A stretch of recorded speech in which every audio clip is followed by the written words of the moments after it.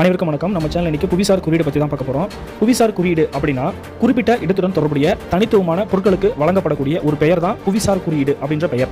இந்த குறியீடு அந்த பொருளினுடைய தரத்தையும் நன்மதிப்பையும் சான்றளிக்கக்கூடிய வகையில் அமைந்திருக்கும்.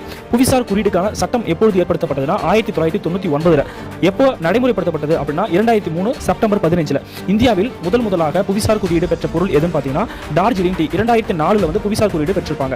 அதே போல தமிழ்நாட்டில் முதல் முறையாக புவிசார் குறியீடு பெற்ற பொருள் எதுன்னு பார்த்தீங்கன்னா காஞ்சிபுரம் பட்டு. 2009 புவிசார் குறியீடு கொடுத்திருப்பாங்க. இந்த புவிசார் குறியீடு 10 ஆண்டுகளுக்கு செல்லுபடியாகும். நமக்கு தேவை அப்படின்னா அடுத்த 10 ஆண்டுகளுக்கு அதை வந்து எக்ஸ்டெண்ட் பண்ணிக்கலாம்.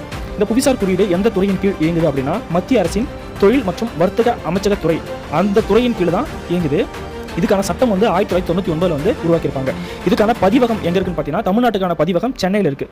அடுத்ததா இந்திய அரசின் அறிவுசார் சொத்துரிமை துறை தான் இந்த புவிசார் குறியீடை வந்து வழங்குது. எந்த அமைச்சகத்தின் கீழ் செயல்படுதுன்னா மத்திய அரசுடைய தொழில் வர்த்தக துறை அமைச்சகத்தின் கீழ் செயல்படுது. எந்த துறைன்னு பார்த்தீங்கன்னா இந்திய அரசின் அறிவுசார் சொத்துரிமை துறை, அந்த துறை தான் வந்து புவிசார் குறியீடு கொடுக்குறாங்க. இந்தியாவில் மொத்தம் 697 பொருட்களுக்கு புவிசார் குறியீடு வழங்கப்பட்டிருக்கு இது வரைக்கும். அதில் அதிகப்படியாக உத்தரப்பிரதேச மாநிலத்தில் 77 பொருட்களான புவிசார் குறியீடும், தமிழ்நாட்டில் 74 பொருட்களான புவிசார் குறியீடும் இருக்கு. தமிழ்நாட்டில் சமீபத்தில் ஒரு 5 பொருட்களுக்கு புவிசார் குறியீடு கொடுத்திருக்காங்க. உறையூர் பருத்தி சேலை, நாமக்கல் சோப்புக்கள் பாத்திரங்கள், பாரம்பரிய தூயமல்லி அரிசி, அம்பாசமுத்திரம் சொப்பு சாமான், அடுத்து கவிந்தாபாடி நாட்டு சர்க்கரை. மொத்தமாக தமிழ்நாட்டில் இது வரைக்கும் 74 பொருட்களுக்கு புவிசார் குறியீடு வழங்கப்பட்டுள்ளது. ஸோ அவ்வளோதான் புவிசார் குறியீடு பற்றி முக்கியமான நிகழ்வுகள்.